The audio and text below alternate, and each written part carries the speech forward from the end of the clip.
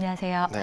첫 번째 기사부터 보죠. 유럽연합이 오는 14일에 CRMA, 그러니까 이 초안을 좀 발표한다고 합니다. 유럽판 IRA라고 해요. 네. 미국에서 이걸 발표하면서 국내에도 타격이 있을 것이란 전망, 좀 우려감이 있었는데 유럽에서 또 이러면은 우려감이 더해지는 거 아니겠습니까? 네, 어떤 내용이 담겨 있나요? 예, 말씀하신 대로 CRMA 핵심 원자재법이라고 얘기를 하죠. 14일 세부 사항이 발표되면 이제 구체적으로 우리가 어떻게 대응해야 될지 판단이 설 것 같은데 여러 전망들이 나오곤 있습니다. 하지만 기본적으로는 말씀하신 것처럼 미국 인플레 감축법 IRA와 동일한 구조를 갖고 있다고 보시면 되겠습니다. 따라서 이거를 이제 CRMA는 유럽 안에서 생산하거나 또는 그곳에서 가공한 제품이나 이런 것들에 보조금 혜택을 주거나 인센티브를 주는 것을 골자로 한 법안이다, 이렇게 볼 수 있겠습니다.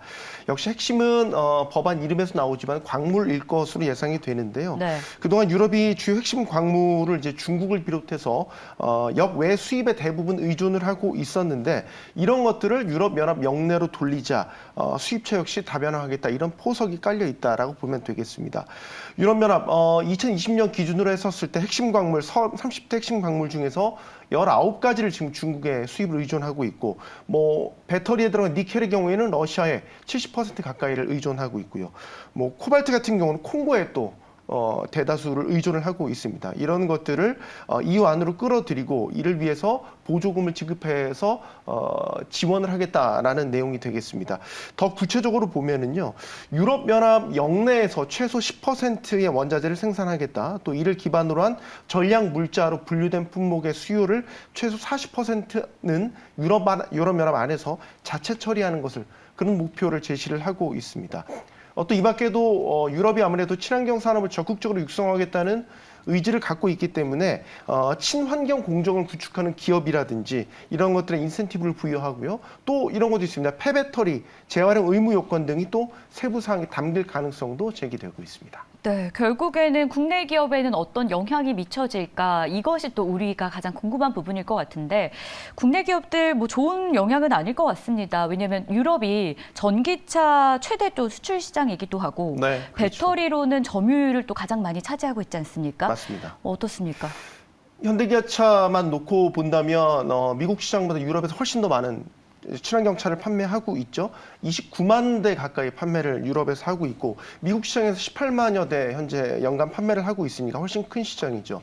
미국 인플레 감축법이 나왔을 때 이제 여러 분석들이 나왔었는데 한 10만여 대 정도 수출 차질이 빚어질 거다, 이런 전망이 있었습니다. 왜냐하면 여전히 친환경차 같은 경우에는 핵심 친환경차 같은 경우에는 이제 국내에서 생산을 수출하는 구조이기 때문에 수출에 영향을 미칠 것이다라는 거고, 이걸 그대로 CRMA가 발효됐었을 때 이걸 그대로 만약에 산술적으로 유럽에는 그럼 얼마나 피해가 갈 것이냐라고 본다면 16만 대 정도가 유럽 수출에 차질이 빚어질 수 있다, 이런 분석이 가능합니다.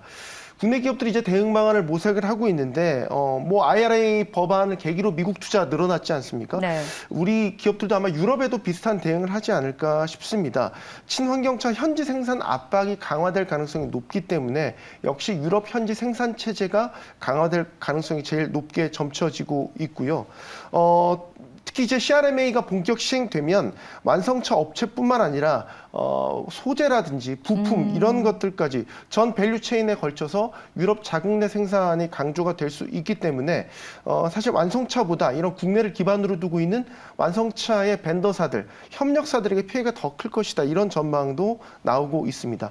일단 14일에 법안 초안이 공개되긴 하는데 유럽연합 내에서 이제 이해관계가 조정이 되고 실제 이제 입안이 되고 발효되기까지 한 1년 반에서 2년 정도가 소요될 걸로 예상되거든요. 대응할 시간이 그렇게 넉넉지는 않은 그런 상황입니다. 그래서 또 고민인 게 K배터리가 아닐까 싶습니다. K배터리는 일찍부터 유럽 시장을 좀 개척해 오고 있었고, 그 부분이 또 우리에게는 자부심처럼 우리가 유럽 시장을 잘 하고 있어, 이런 느낌이 있었는데, 이 배터리 기업에 대한 전망은 어떨지 궁금해요. 이대로 좀 공든탑이 무너지는 건 아닌가. 네, 분명히 위기감이 있죠. 지금 자체만 놓고 보면 유럽 시장 점유율이 이제 배터리 우리 3사가 70% 넘게 점유율을 가져가고 나타나고 있기 때문에 이런 압도적인 상황에서 어떤 구조적인 경기 환경 변화를 맞이한다는 건 달가워할 리가 없겠죠. 특히 이제 우리 배터리사들이 갖고 있는 특징이 그 안에 들어가는 주요 뭐 리튬 같은 주요 소재나 원자재 같은 것들이 중국 의존도가 높거든요. 그러니까 CRMA가 발효됐을 때 그런 이유 때문에 원산지 규정도 강화되기 때문에 보조금을 받지 못하거나 추가 관세를 물게 되는 요인이 될 수 있습니다. 따라서 이제 이런 의존도를 낮추기 위해서 수입처 다변화 또 유럽 연합 내에 생산 공급망 구축을 위해서 현지 투자를 또 확대를 해야 되는 또 배경도 여기서 만들어진다라고 볼 수 있겠죠. 하지만 또 너무나 과한 우려를 가질 필요는 없어 보입니다. 이미 우리 배터리 3사라든지 아니면 관련 소재 업체들이 유럽에 이미 생산망을 구축하고 있거나 지금도 활발하게 진출을 하고 있거든요. 네. 뭐 소재 업체들만 놓고 본다면 뭐 SK 넥실리스나 일진 머티리얼즈 이미 유럽, 뭐 폴란드, 스페인 등의 공장을 갖고 있고요. 뭐 LG 화학도 마찬가지고요. 뭐 에코프로비엠 같은 경우도 양국제 1위 업체인데 헝가리에 공장을 짓고 있고 2025년부터 생산 체제를 갖출 예정이지 않습니까? 이미 이런 부분에서 일정 부분은 CRMA에 대응을 하고 있다고 봐도 무방할 것 같습니다. 또 다른 한편으로는 CRMA가 기회가 될 수 있는 부분도 있습니다. 앞서 그 폐배터리 재활용 문제를 말씀을 드렸는데 이런 것들이 이제 의무적으로 채택이 될 경우에는 국내 어떤 폐배터리 재활용 이런 업체들이 수혜를 볼 것이란 기대도 커지고 있습니다. 최근에 또 주식시장에서도 관련 주들이 상당히 주목을 받으면서 확실히 모멘텀을 받는 흐름을 보이기도 했죠. 뭐 성일하이텍이라든지 세빗캠, 코스모화학, 에코프로 등이 대표적인 수혜주로 분류가 되고 더 넓게는 포스코홀딩스까지도 수혜주로 거론되고 있습니다. 네. 자, 이렇게 해서 저희가 좀 CRMA 관련된 소식, 국내 기업에 또 미칠 영향들, 신문은 어떻게 바라보고 있는지 이야기를 나눠봤고요. 이어서 두 번째 신문 기사도 체크해봅니다. 의도했던 건 아닌데 배터리 관련된 이야기를 좀 이어가 보려고 합니다. 이번에는 정책적 이슈가 아니라 광물 가격 하락에 따른 영향을 좀 점검해 보려고 하는데요. 내연기관차의 전기차 전환이 좀 가속화되면서 하늘 높은 줄 모르고 계속 올라가던 광물 가격이 고점 대비 40% 이상 하락한 것으로 집계가 됐습니다. 일단 뭐 리튬과 니켈 가격의 하락이라고 하는데 네. 어느 정도 규모가 하락을 한 건지부터 체크를 좀 해볼까요? 그러니까 작년 말까지 상당히 많이 올랐었잖아요. 네. 그러다가 이제 최근 몇 달 사이에 상당히 많이 떨어진 거죠. 한 40~50% 절반 가까이 정도가 급락하는 그런 상황인데 일단 리튬 가격만 보면 이달 들어서 뭐 탄산 리튬 가격의 경우에는 톤당 44,380달러를 기록을 했습니다. 이게 작년 11월에 8만 달러를 넘었으니까 거의 반토막이 난 셈이죠. 수요가 가장 많은 중국 내에서의 가격이 일단 많이 떨어졌습니다. 뭐 작년 11월 톤당 59만 5천 위안이었는데 이게 사상 최고치였거든요. 근데 1월 들어서 36만 위안대로 떨어졌습니다. 이게 13개월 내 최저치로 떨어진 겁니다. 니켈 가격도 보면 지난해 4월에 톤당 3만 3천 달러 웃돌았다가 최근에 2만 4천 달러대까지 떨어졌으니까요. 둘 다 뭐 배터리에 들어간 핵심 뭐 광물 아니겠습니까? 이런 것들이 전체적인 밸류체인에도 가격 형성에 영향을 주고 있다. 이렇게 봐야 될 것 같습니다. 네, 그렇다면은 이렇게 또 가격이 하락하고 있는 배경도 저희가 점검을 해봐야 될 것 같습니다. 배터리 기업들의 매출 하락이 좀 예상된다고 하죠. 네, 일단은 가장 많이 수요가 일어나고 있는 중국 내에서 이제 수요가 꺾였기 때문에 이런 가격 급락을 주도한 그런 원인, 빌미가 된 셈이 되겠고요. 뭐 여러 가지 분석이 있기는 합니다. 여기에 이제 광물 생산량이 늘어난 것도 가격 하락을 부채질한 요인이다 이렇게 분석을 하고 있어요. 미국의 칠레, 호주 등에서 최근에 이제 리튬 가격이 오르다 보니까 관련 업체들이 생산량을 늘린 이런 요인도 있고요.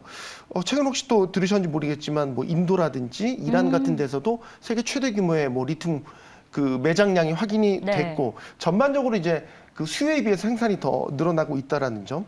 골드만삭스 분석을 보면 탄산 리튬의 경우에는 공급이 33% 올해 증가할 것으로 예상했는데 이에 반해 수요는 25% 정도 증가하는 데 그칠 것이다. 이런 전망들이 나왔습니다.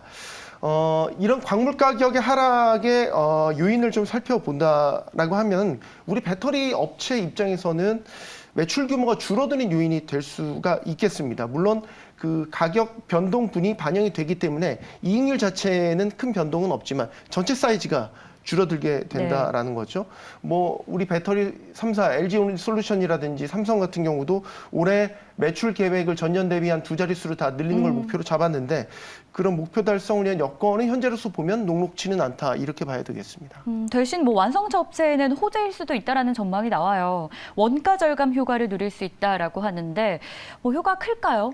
뭐 크겠죠. 왜냐하면 전기차에서 워낙 배터리가 차지하는 어. 비중이 크잖아요. 뭐 제조 비용이 한 35에서 40% 정도는 여전히 이제 배터리가 차지를 하고 있기 때문에 제조 배터리 제조 원가가 하락하게 된다면 뭐 그만큼 완성차 업체들은 저렴하게 배터리를 공급받을 수 있다라는 얘기가 되겠죠.